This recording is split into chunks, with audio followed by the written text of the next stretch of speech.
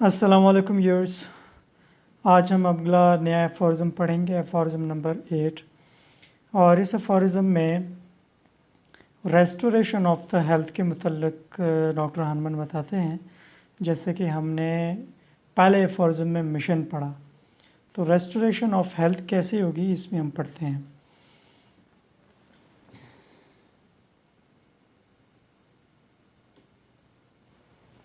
After the elimination of all the symptoms and perceptible signs of disease, one cannot imagine or demonstrate by any experiment in the world that anything but health remains, that anything but health could remains, nor can one doubt that all the pathological changes inside the organism have been neutralized. देखिए doctor हनमन इसमें कहते हैं कि जब एक मरीज़ आपके पास आता है ना, वो अपने साथ सिम्टम्स लेके आता है और वो चंद अलामात होती है जो उसको बॉदर करती है। लेकिन जब हम एज़ पर ऑर्गेनन एफोरिज़म 83 to 103 हम केस चेकिंग करते हैं तो हमारे पास एक ग्रुप ऑफ सिम्टम्स आ जाता है जो उस डिज़ीज़ की शुरू होने के साथ साथ पैदा हो जाती है। जब हम मरीज़ के मेंटल प्लेन को टटोलते हैं, इमोशंस प्लेन को टटोलते हैं और इसके अलावा एसोसिएटेड मोडेलिटीज़ को, सेंसेशंस को, लोकेशंस को, कंकॉमिटेंट्स को, तो एक ग्रुप ऑफ सिम्टम आ जाता है। और असल में ये जो है ये इंटरनल डायनामिक जो डिस्टर्बेंस है हमारी वाइटल फोर्स की, एक उसका इजहार होता है। ये बीमार वाइटल प्रिंसिपल या वाइटल फोर्स का एक तरीके से लैंग्वेज है, एक इजहार है। तो डॉक्टर हनमन एफोरिज़म में कहते हैं कि जब तमाम अलामात गायब हो जाए, फॉर एग्ज़ाम्पल पेशेंट आया और उसको मिसाल के तौर पे स्टोमक में पेन था और दिल मैला होना और आपके लिए उल्टी हो जाना, कांस्टेंट नॉजियस फीलिंग, आपने मेडिसिन उसको दे दी। अब उसके साथ कि जब से मुझे ये मसला हुआ है मुझे गुस्सा बहुत ज़्यादा आने लग गया है, नींद गायब हो गई है और डिप्रेशन का शिकार हो गया हूँ या खौफ है मुझे कुछ हो जाएगा या डिफरेंट। जब आप सारी बातें निकलवाते हैं तो पेशेंट आपको बताता है, अदरवाइज़ वो ज़रूरी नहीं समझता, वो हमें कॉमन सिम्टम्स ही बताता है। और केस चेकिंग का मकसद ही यही होता है to convert common symptoms into uncommon, and these uncommon symptoms would become a base of your prescription। और जब आप रेमेडी प्रिस्क्राइब करते हैं तो सारी अलामात गायब हो जाती हैं। डॉक्टर हनमन ये कहते हैं कि सारी अलामात का गायब हो जाना ही सेहत है, हेल्थ है। और ने यह कहा कि कोई भी दुनिया का कोई भी शख्स किसी भी तरीक़ाकार से एक्सपेरिमेंट से ये नहीं बता सकता कि जब टोटलिटी ऑफ सिम्टम्स ख़त्म हो जाए तो उसके अलावा टोटलिटी ऑफ सिम्टम ख़त्म होने के बाद सेहत के अलावा कोई और चीज़ जिस्म में रहे। कोई भी ये नहीं बता सका आज तक और ना ही बता सकता है। और ये भी है कि किसी को ये शक भी नहीं करना चाहिए कि भाई सिम्टम्स गायब होने के बाद कोई अंदर पैथोलॉजी रह चुकी है। याद रखें, मेरे ऐसे कई मैंने पेशेंट्स देखे हैं जिनका मैंने कुछ केसेस अपने टाइमलाइन पे शेयर भी किए हैं। उनके जब सिम्टम्स गायब हुए तो पैथोलॉजीज़ के अंदर अल्टीमेटली चेंजेस भी आई हुई हैं। जैसे मेल इनफर्टिलिटी का केस है, मैंने पोस्ट किया है। बिफोर आफ्टर टेस्ट जो है सिम्टम्स के साथ साथ उसकी सिम्टम्स क्या थी, मेलानकोलिक था, डिप्रेसिव था, बात करना पसंद नहीं करता था, ना ये पसंद करता कि उससे कोई बात करे। फिर प्री मैच्योर एजैकुलेशन जैसे मेल इनफर्टिलिटी की सिम्टम्स होती हैं और सेक्सुअल डिज़ायर की कमी, ठीक है, ये premature ejaculation, weak erection, तो ये सारी सिम्टम्स गायब होने के साथ उसकी पैथोलॉजीज़ भी चेंज हुई। ये नहीं हो सकता कि सिम्टम्स गायब होने के साथ पैथोलॉजीज़ वैसी की वैसी ही हो, ठीक है।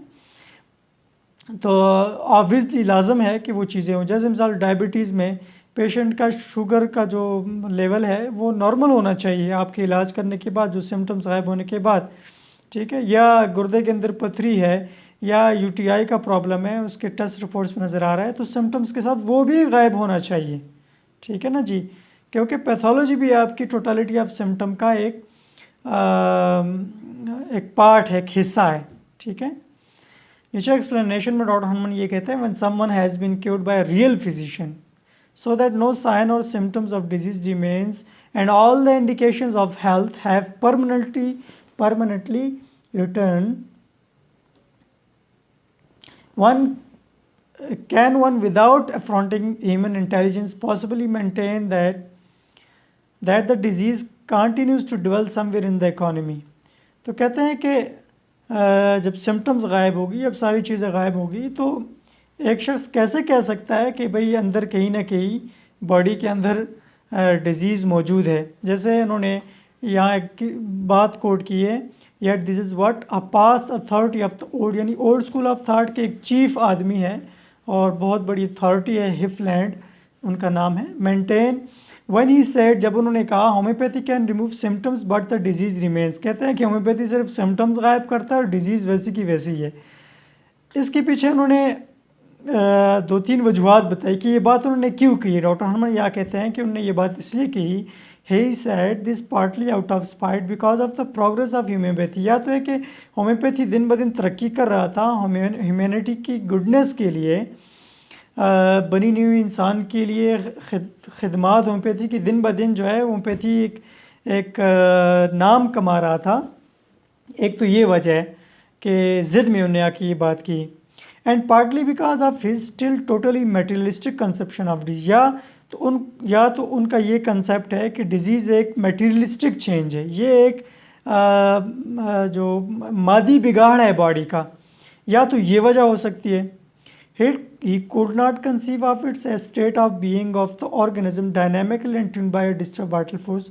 तो उनको ये कंसेप्ट नहीं मालूम कि वाइटल फोर्स जब वीक होता है तो आपका स्टेट ऑफ बीइंग जो है वो डिस्टर्ब होता है, सिम्टम्स पैदा होती है as an alteration in the state of health, but consider it a material thing. वो डिजीज़ को मटेरियल थिंग समझते हैं।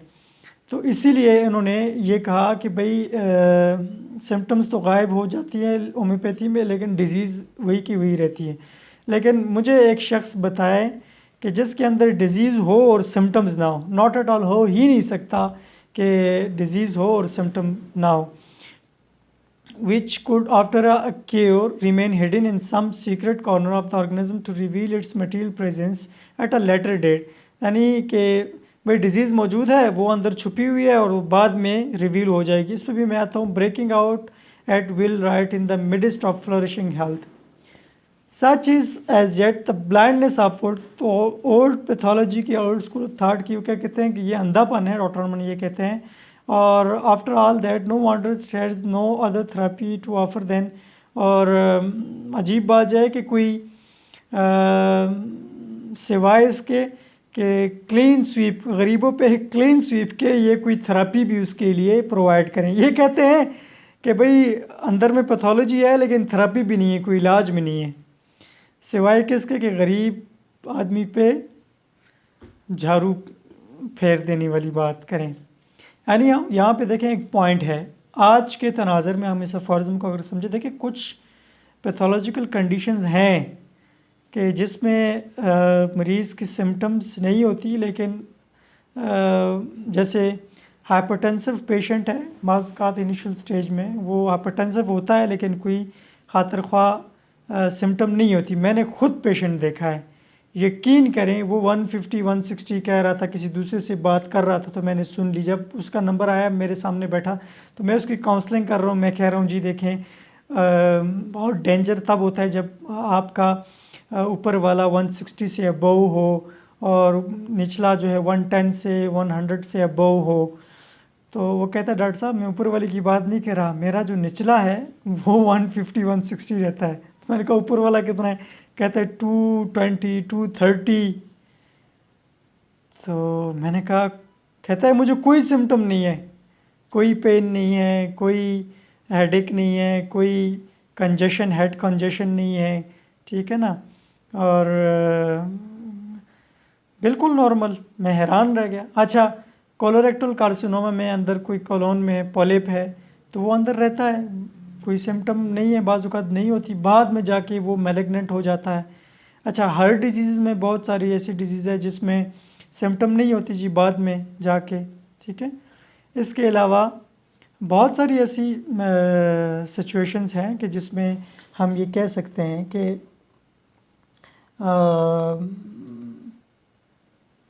जैसे जो आई के जो प्रेशर ब्लड होता है, बिल्डअप होता है फ्लूइड में, ग्लाइकोमा, उसकी भी सिम्टम्स, या इसके अलावा डीप वेन थ्रोम्बोसिस डीवीटी, ठीक है, पल्मोनरी एम्बोलिज्म, वो अंदर मौजूद होता है जब तक कोई क्लॉट जो है ना सर्कुलेशन में ऑब्स्ट्रक्शन कॉज ना करें, तब तक वो अंदर रहता है।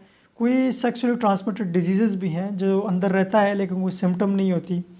देखें, एक बात है, मिसाल के तौर पे एक बंदे का कोलोरेक्टल का कोलोनोस्कोपी करने के बाद जिसका देखा गया जी अंदर पॉलिप है, ठीक है, अभी कोई ऐसा सिम्टम नहीं है, कोई बाउल मूवमेंट उसकी ठीक है, कोई ऐसे एसोसिएटेड सिम्टम नहीं है, लेकिन वो दौड़ता हुआ मेरे पास आया और उसकी आंखें निकली, डॉक्टर साहब ये तो कैंसर नहीं होगा, डॉक्टर साहब मुझे मेरी नींद गायब होगी, डॉक्टर साहब मैं परेशान लेने लग गया हूँ, डॉक्टर साहब ये कैंसर तो नहीं है, मैं मर तो नहीं जाऊँगा।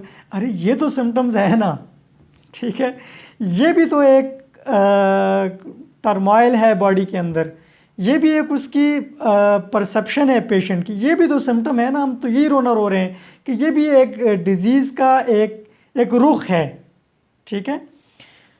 फिर इसके अलावा पेशेंट उसको कैसे परसीव करता है, कैसे रिएक्ट करता है, ये भी सिम्टम्स हैं। पेशेंट की नींद गायब होगी, पेशेंट ने जब से ये सुना उसको नींद नहीं आ रही, उसको भूख नहीं लग रही, वो चुप चुप रहने लग गया है, तो ये भी तो एक चीज़ है ना, सिम्टम्स। तो ये सारी सिम्टम्स गायब होंगी तो पैथोलॉजीज़ भी गायब होंगी, जो इंटरनल एक चीज़ है। एनी हाउ यहाँ पे आपके पास जब पेशेंट आए, मिसाल के तौर पे हाइपरथायराइडिज्म का है, हाइपोथायराइडिज्म का है, तो आप उसकी पैथोलॉजिकल फाइंडिंग्स बिफोर और आफ्टर जो है वो लाजमी किया करें। अपने क्लिनिकल केसेस ये अपने पास आप सेव किया करें। हमारे पास यही तो एक चीज़ है कि homeopathy have power, homeopathy have very good results in such a type of incurable cases। कई ऐसे हाइपोथायराइडिज्म के केसेस है बिफोर आफ्टर टेस्ट्स हैं होम्योपैथी में, जो T3 T4 एलिवेटेड था और वो हाइपरथायराइडिज्म में ट्रीटमेंट के बाद वो बिल्कुल नॉर्मलाइज हो गया, ठीक है। या हाइपोथायराइडिज्म में एक बंदा थायरोक्सिन टैबलेट ले रहा है जी, और TSH बहुत हाई है और T3 T4 बहुत कम है, तो वो बाद में वो बेहतर हुआ है, ठीक है ना जी। तो सिम्टम्स के साथ पैथोलॉजिकल चेंजेस का गायब हो जाना जी, ये कंप्लीट क्योर है, ठीक है ना जी।